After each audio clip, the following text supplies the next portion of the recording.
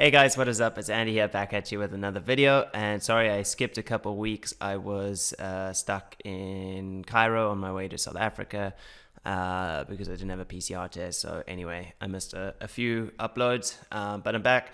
And today I want to discuss something very important to me. It's Takealot Returns. I don't know why that's very important to me, but anyway, I run a couple small businesses, and I also run a Takealot marketplace account, and I sell a load of stuff on Takealot.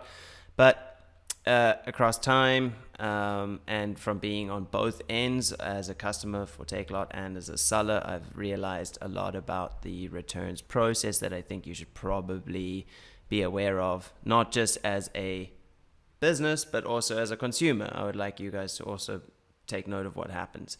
So let me break it down. Basically, for instance, on Takealot, you have sellers like myself. We don't obviously work for Takealot and the stock is ours. But when we get an order for our products, we send it to Takealot. Takealot sends it to you. Okay, so now you get your product, and Takealot has one of the most liberal return policies, period. It's insane. You can almost return anything. And I shouldn't be even saying that, but yeah, I've seen it. All the sellers know it. You can basically get away with returning anything. The policies at Takealot are almost to just accept everything. I've never had a return dispute be argued.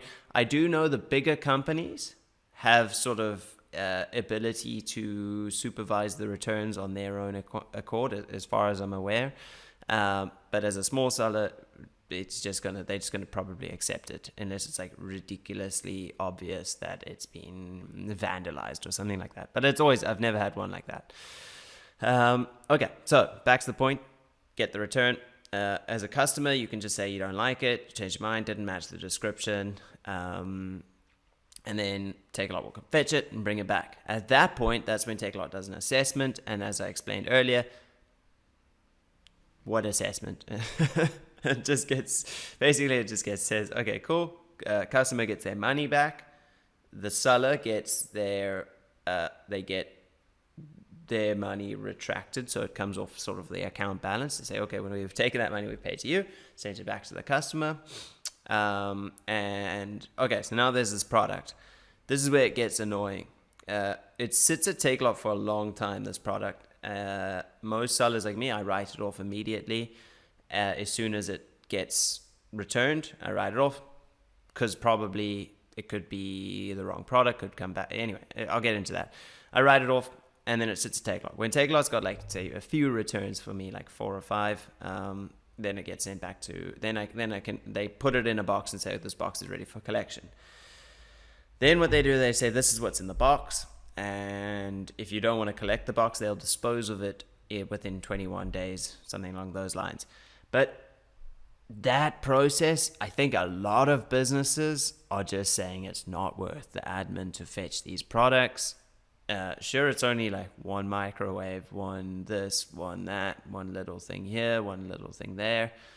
Takealot's like a high order volume sort of business, so there is a lot of suppliers. I personally have done it. Things come back, and I can see straight away. I'm like, there's very little chance that this product's going to be good enough for me to sell or to restock. So I just leave it. Takealot disposes of it. It's not the best thing to do. I don't like that model, because I know Amazon in the States is getting a load of backlash for it, because they're just dumping truckloads of good product, and a lot of the times it is good product. Anyway, I digress more. Okay, so back to the point. So this product's there, and what you can do is, as a seller, you can bring it back in.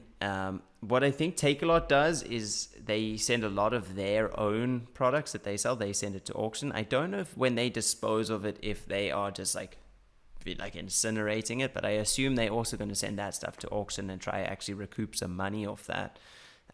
There's a place in Cape Town called Orkor in Belleville, and they get pallets and pallets of Takealot returns every day, and then they auction it off weekly, and then that like goes into a second-hand market, which is quite fun as well. You get a load of really good deals, because it's just stuff that Takealot's like, well, if I can get anything for it, I'm happy.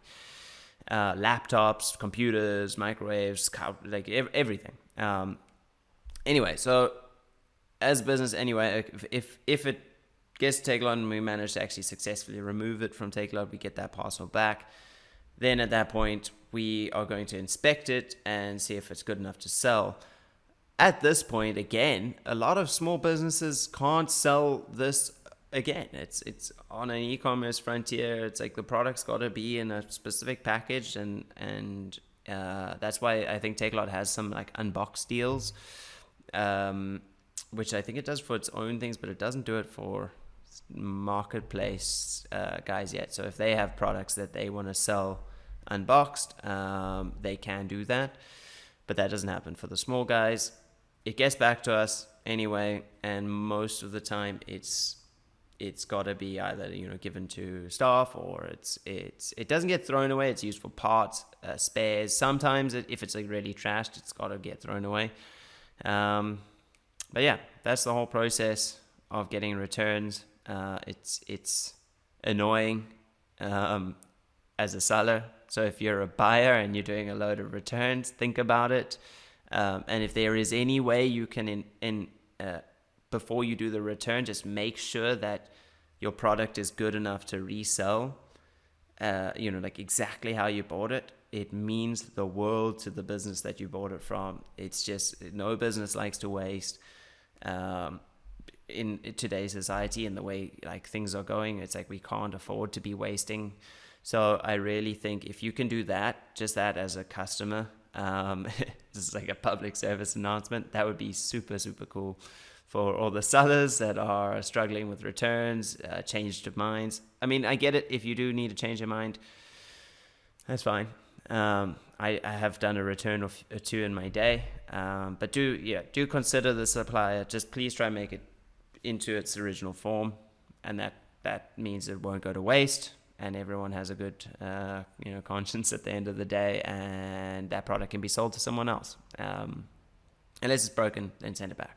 Okay, cool guys. I'm Andy. I do business videos. I run a couple businesses, and I'm trying to make sure that other people don't have to go through the steep learning curve that I did.